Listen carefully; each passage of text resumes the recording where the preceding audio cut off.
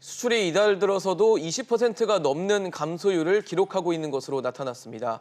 이달 들어 지난 10일까지 수출이 모처럼 증가세로 출발했지만 다시 마이너스로 돌아섰습니다. 특히 이달에는 반도체 수출이 40% 가까이 급감해 올해 안에 수출이 회복되기 어렵다는 비관적 전망이 확산되고 있습니다.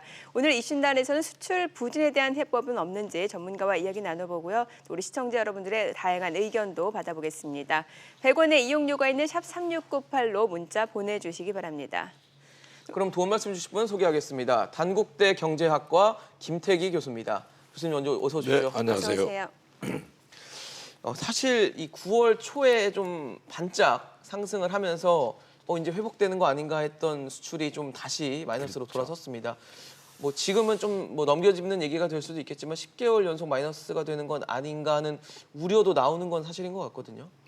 뭐 그럴 가능성이 매우 높을 것 같아요. 네. 그래서 9월 1일부터 20일까지 수출 실적을 봤더니 무려 21.8%가 감소한 거거든요. 네. 그래서 사실 남아 있는 기간 동안에 뭐 회복을 한다 하더라도 예.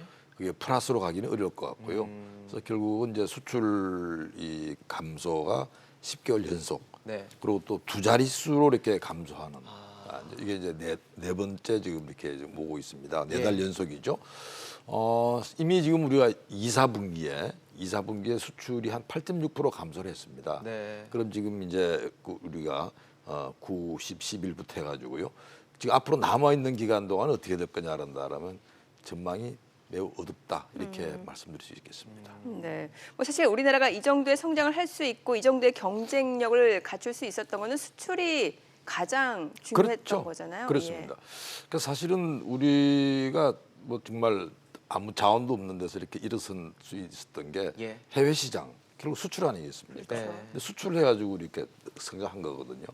특히 이제 수출을 하는데 뭐 제조업 제품들 아니겠습니까? 그래서 사실 우리나라 제조업의 경쟁력은 뭐 어떻게 뭐 일본과 버금갈 정도로 또 일부 품목 우리가 일본보다 훨씬 앞섰죠. 네. 아까 말씀하신 반도체 이런 부분들은 완전히 역전이 돼가지고 사실은 일본이 지금 한국을 굉장히 부러워할 정도로 네. 이렇게 좀 뛰어올랐던 부분들이죠. 그래서 사실 지금 이러한 부분들이 지금 꺾이고 있는 게 우리가 사실 이제 우울한 지금 이런 겁니다. 사실 말씀하신 반도체 네. 또 최근에 우리나라를 둘러싸고 있는 어떤 대외적인 환경, 네. 미중 무역 분쟁 뭐 너무나도 이 악재들이 많다 보니까 이런 것들이 다 수출 지표에 좀 여실히 드러나는 게 아닌가 하는 생각도 들거든요. 맞습니다. 사실은 이제 이 해외 시장을 상대로 이렇게 나간다는 거는 뭐 반드시 경제 요인 말고도 정치 요인도 많거든요. 네네. 아까 말씀하신 대로 미국과 중국이 무역 전쟁을 막 저렇게 격하게 하리라고 생각했겠습니까? 그러니까요. 그다음 또 우리 일본과 우리가 또 뭐 과거사 문제 가지고 이렇게 심하게 다투려 생각하지 못했고요. 그러니까 사실은 이 뭐 수출 전선이라 뭐 좀 어폐가 있지만 거기 굉장히 험난한 이런 부분들인데 예. 이게 지금 갈수록 더 심해지는 거예요. 그러니까 과거에는 뭐 그런 정치와 상관없이 말 그대로 경제 논리로 이제 일정 무역 자유화하고 이렇게 하지 않았습니까? 네. 근데 그 부분들이 다 나라마다 철회하는 거예요. 왜? 자국의 이익을 최우선으로 내세우다 보니까 보호무역주의로 가는 그렇습니다. 근데 그 이야기는 뭐냐면 우리 경우는 수출을 가지고 경제를 끌고 가야 되는데 그런 복병들이 많아지는 거고 사실은 이제 그걸 따진다라면 불확실성이 커지기 때문에 네. 그만큼 우리한테는 좀 힘든 이런 시간이 되는 겁니다.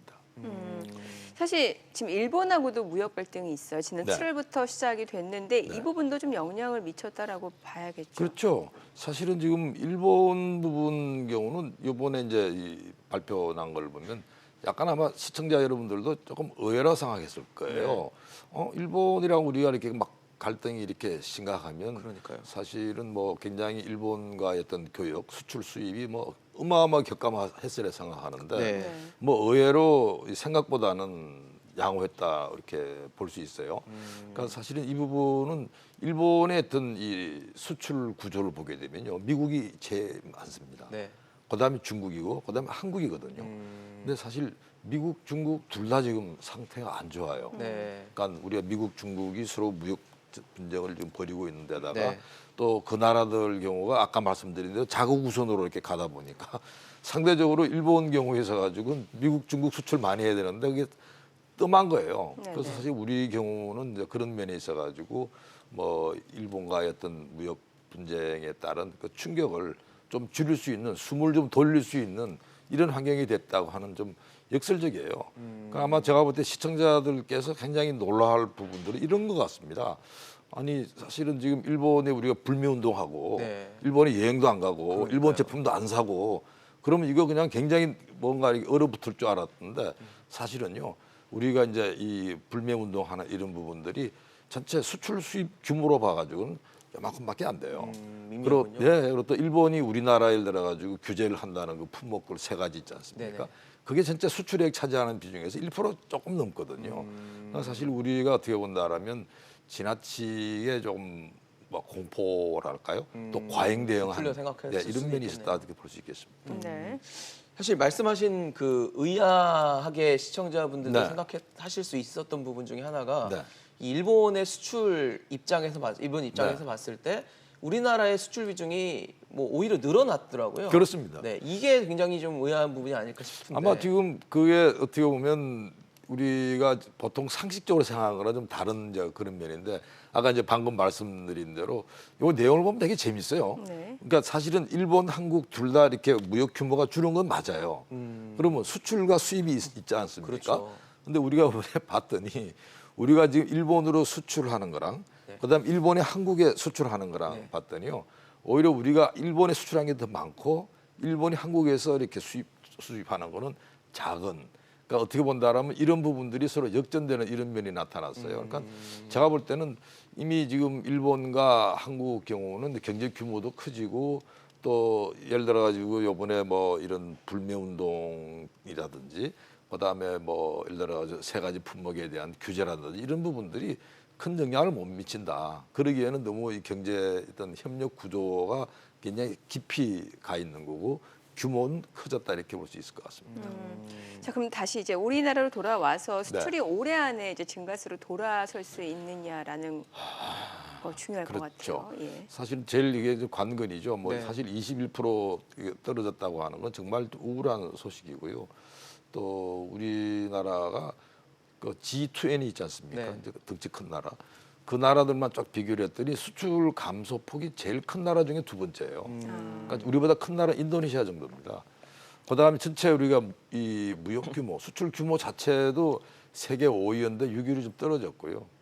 그래서 사실은 지금 굉장히 좀 어려운 순간인데 이걸 아마 지금 회복하는 이 부분은 사실은 그렇게 쉽지 않다. 그러니까 우선은 아까 말씀드린 대로 뭐 미국, 중국의 어떤 무역 전쟁 이런 부분들이 네. 있는데 특히 우리는 그쪽에 어떻게 보면 교육 의존도가 높거든요. 네. 그러니까 중국이 제일 1등이고 미국이란 말이죠. 그게 별로라는 거고.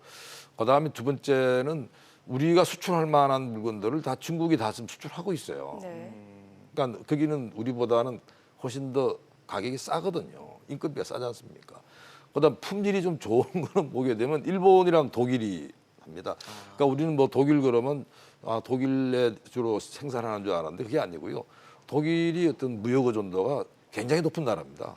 그러니까 사실은 우리는 나가게 되면 유럽 가면 독일과 싸워야 되고 일본과 싸워야 되고 뭐 이런 일들이 벌어져 가지고 결국 아마 이 금년도의 수출 전망은 지금 현 상태라면 그렇게 회복하기 쉽지 않을 거다 이렇게 좀 봅니다. 사실 상반기 정도만 해도 네. 정부는 이제 지금 수출에 취약한 부분이 반도체에서 네, 좀 발생을 하고 있기 그랬죠. 때문에 네. 반도체 업황이라는 게 상반기보다는 하반기에 좀 좋아지니까 그렇습니다. 수출도 좀 회복세를 보일 것이다라는 전망을 했었는데 네, 네. 물론 그때는 이제 일본의 수출 규제라든지 이런 이벤트를 네. 생각하지 못했겠지만 향후에 더 나아지지 못한다는 얘기는 결국 반도체 업황이 결국 나아지지 않는다라고 봐도 되는 건가요? 그렇습니다. 그러니까 지금 이 부분은 우리가 사실 이제 어떻게 보면 기대했었긴 희망이었죠. 반도체가 회복돼서 예. 수출이 다시 복구될 거라고 이야기를 했는데 사실은 이 세계 경기는 지금 뭘 걱정하냐면요. 그러니까 미국도 최근에 금리를 낮추지 않았습니까? 예. 그만큼 좀 심각하게 보는 거예요. 그러니까 이야기는 뭐냐면 미국이 그렇다는다면 뭐 중국, 유럽 다 그렇습니다.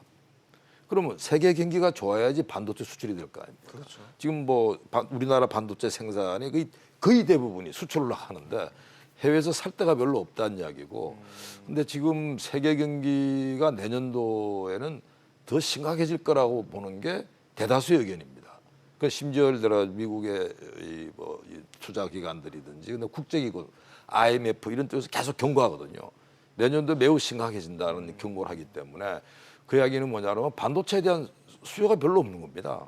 그러니까 그런 면에 있어 가지고 무슨 뭐 회복이 금년은 고사하고 내년도도 어렵지 않을까 하는 이런 전망을 저는 합니다. 뭐 지금 뭐 여러 가지 대외 여건 탓에 네. 그래서 뭐 수출 시장 다변화라든지 아니면 신남방 네. 정책 가속화 이런 얘기들 많이 나오고 네. 있거든요. 네. 어떻게 보십니까? 그건 당연히 지금 해야 돼요. 예. 사실은 우리가 예를 들어 우리나라 수출의 한 20% 정도가 다 중국 나가는 이런 부분들은 굉장히 위험한 일들이죠. 네. 그러니까 당연히 그걸 낮춰야 되는데 사실은 이제 그 낮추려고 한다면 가장 이제 중요한 부분들이 이제 경쟁력을 회복해야 되거든요. 그리고 또 이 품목 자체가 이제 좀 다양해야 됩니다.